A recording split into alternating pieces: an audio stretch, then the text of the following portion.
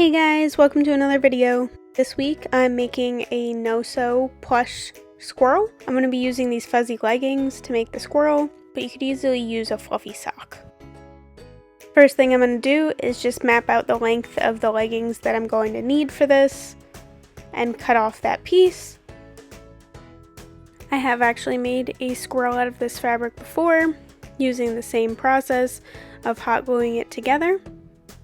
Last time I made a squirrel curled up in a ball laying down. This one I'm actually going to have sitting up. I'm just going to shape the leggings a little bit as I go and glue the pieces together to form the body of the squirrel.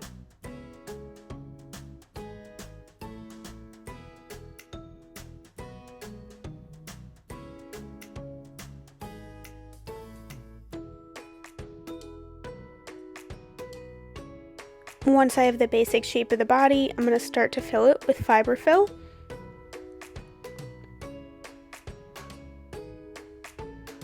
This is when any of the holes that I may have missed with the hot glue are going to start to show themselves, and I can just patch those with a little bit more hot glue. Being sure not to burn myself in the process and making sure the glue has enough time to dry before I'm stretching the fabric again.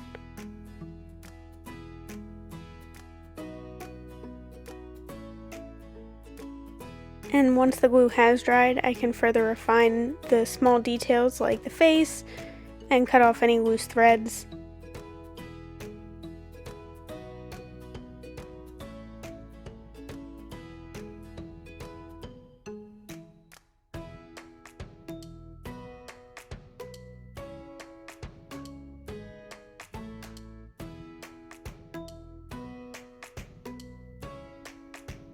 Once there's enough stuffing in the body of the squirrel, I'm just going to twist the end of the fabric together and hot glue it in place to create the tail.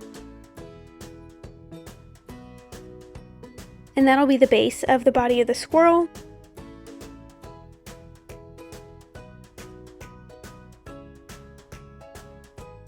And then I'm going to cut up some fluffy gray and white yarn to create the fluff for the tail.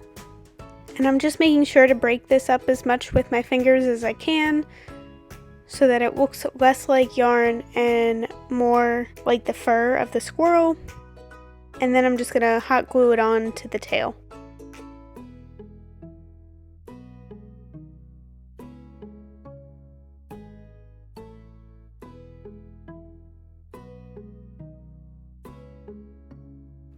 The last thing I'm going to need to do is give the squirrel a face, and for that I'm going to be using tiny pieces of black yarn for the eyes and the nose.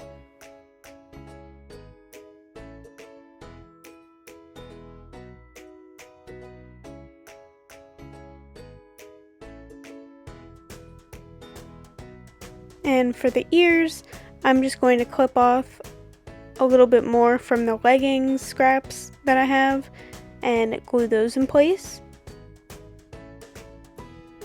And there's my squirrel.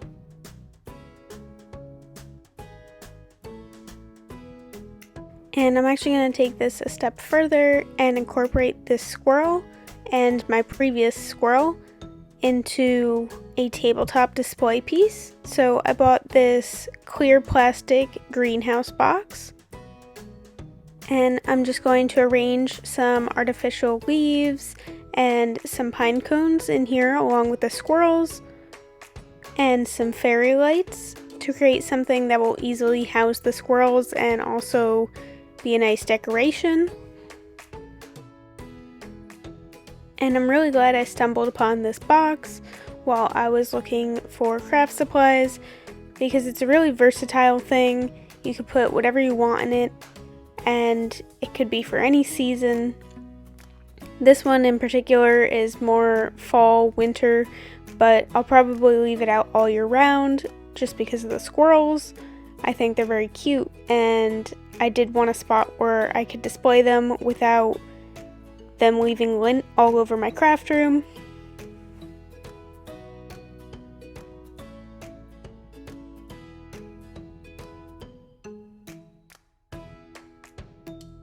And with the last few finishing touches, that wraps up this video. I hope you enjoyed it, and I'll see you next week.